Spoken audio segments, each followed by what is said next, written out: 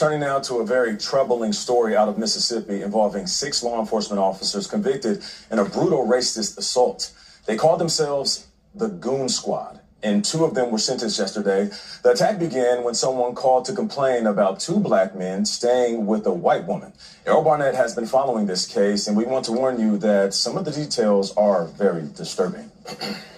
We wanted justice, and we have some justice. Michael Jenkins and Eddie Parker say they are satisfied after a federal judge sentenced former sheriff deputies Hunter Elwood to 20 years and Jeffrey Middleton to 17 years for crimes the judge called egregious and despicable. As far as the torture session, it went down, mainly in here.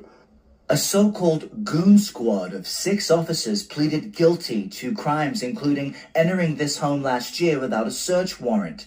There, they shot Jenkins and Parker with stun guns, sexually assaulted them, and poured alcohol and milk over them while shouting racial slurs.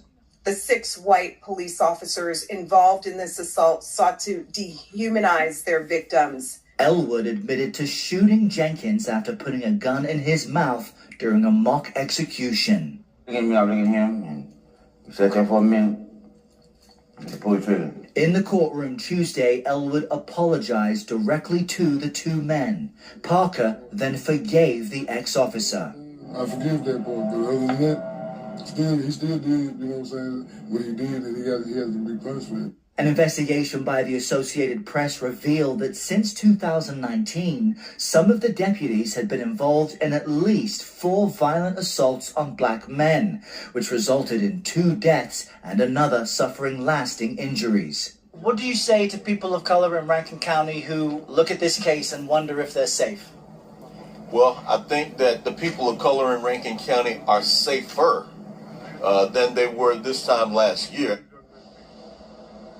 Now, later today and throughout the week, the other 4 officers involved in this racist torture incident will be sentenced. They face anywhere from 5 to 30 years in prison. But lawyers representing the victims say that's not enough. They've called for the ouster of Rankin County Sheriff Brian Bailey, and they filed a $400 million lawsuit against him for overseeing this team. His legal team says that lawsuit should be dismissed. Tony? The day of justice has finally come. That's right. For the Rankin County Goon Squad. The Goon Squad, a nickname federal prosecutors say some white former Mississippi law enforcement officers gave themselves for their alleged willingness to use excessive force and not report. Now 6 of them facing sentencing after pleading guilty to charges in connection with torturing 2 black men, Michael Jenkins and Eddie Parker, for nearly 2 hours back in January of 2023. That's right. 3 out of 6 sheriff deputies in Mississippi were finally sentenced after decades of terrorizing the citizens of Rankin County. The straw that seemed to break the back of the camel, I messed that up, you know what I'm saying, was that effective torture of victims Michael Jenkins and Eddie Parker, who were staying with a woman whom Parker was helping to take care of, when a neighbor reported that several black men were at a white woman's house, and that was suspicious. So 6 officers, all of whom were white, went to that home despite having no probable cause to do so.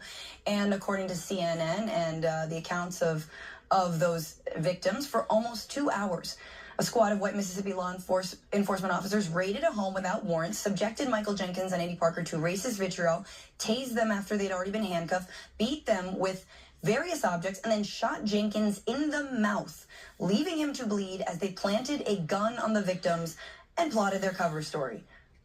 Cute, wonderful. Other things they did were force them to strip naked, intimidated them with warning shots, and force them to be part of a mock execution.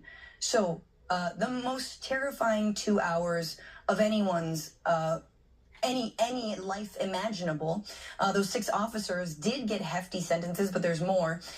They are Hunter Elwood, Christian Dedman, Brett McAlpin, Jeffrey Middleton, Daniel Opdyke, and Richland police officer Joshua Hatfield. 3 of them, Edlin, Middleton, and Opdyke, were part of that Goon Squad. They named themselves the Goon Squad, and what did the Goon Squad do? They absolutely tortured citizens for near...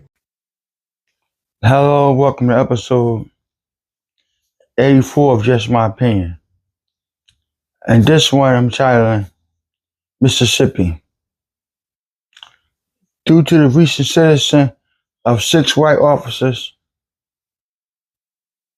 that have been sentenced to torturing 2 black men. The sentence has included for all 6 other white officers in Mississippi who pled guilty to breaking into a home without a warning and torturing 2 black men, along with S.A. and 2 black men. Former Deputy Brent Aplin received a sentence of about 27 years and was the 5th former law enforcement officer sentenced this week by U.S. Judge Tom Lee. After pleading guilty to the attack, the assault involved beating and brutally using stun guns and assault with S-toys before one of the victims was shot in the mouth in a mock execution. The final member of the group, 32-year-old Western police officer Jess Hartner, was given a sentence of about 10 years Thursday.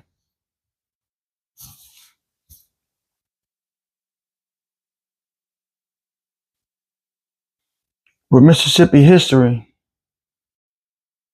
of racism and bigotry, this is another example that this haven't stopped, that this is still prevalent. And once again, I'm making a video about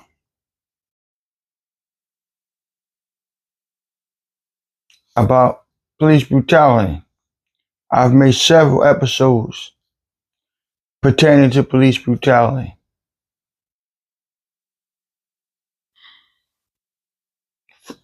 Why is it that black people always is at the end of police brutality? From the people that we help pay their salary, for the people that's sworn to protect and serve us. But yet still we find ourselves always the ones being mistreated and brutalized by the police.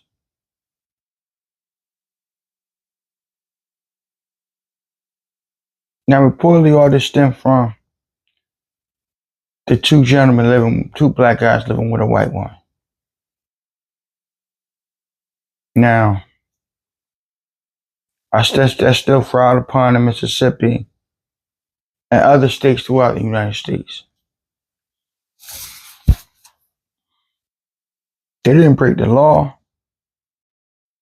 They didn't do anything wrong. Their problem was who chose to live with them. Who knows? Maybe she was in a bad position to offer her a home to stay. Maybe she offered them a home to stay and they was in a bad position. Maybe all 3 of them got together and they split the bills. And that's the best they can do at this time. But there was no reason for these men to be shot, essayed, and assaulted.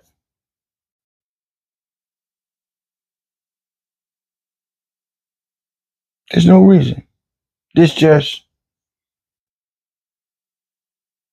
It blows my mind.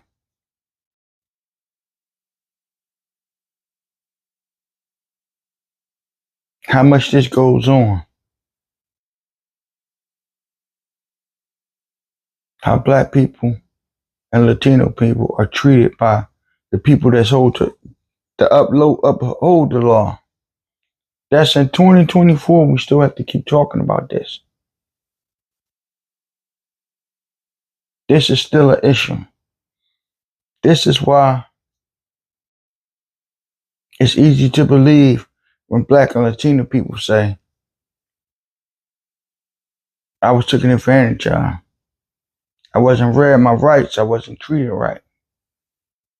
By police. I'm not saying all police officers are bad or they're wrong. I think it's really a small percentage that goes outside of their job and commit crimes. Instead of fighting crime and upholding the law, they go out of their way to commit crimes and hurt and brutalize people and violate people's civil rights.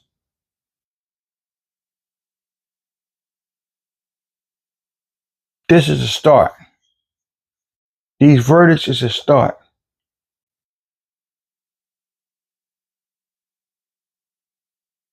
But it has to be more of this. To stem and stop this type of thing for continuously happening to Black and Latino people and any people of any race that's being brutalized and done by the police. You're here as a servant to us. You're a servant to a public. You're paid to the public. You're not here to brutalize people and to force your racist idea and thoughts upon people. Your job is to uphold the law. And that's what's important. Please, for all the cops out there thinking about stepping on somebody's neck or viciously beating somebody as in the right you can, or pulling out your gun and shooting someone, think. Think about your actions. Think about the repercussions of your actions. This is going to be a short episode because I'm really talked out on this. I've done several episodes on this type of thing. Like, share, and subscribe. Thank you. Also, I have a podcast called Hers and His. It's a podcast where we will discuss relationship issues, Black love, and togetherness. The first episode is called Listen. Why it's so important to listen and communicate in a relationship. Something that women just can't seem to do. But we'll discuss that on the episode. I have a co-host. Her name is Marquita. Of course, she's a female. She's going to give you a female point of view. I'm going to give you a male point of view. Please check it out. Thanks. Like, share, and subscribe.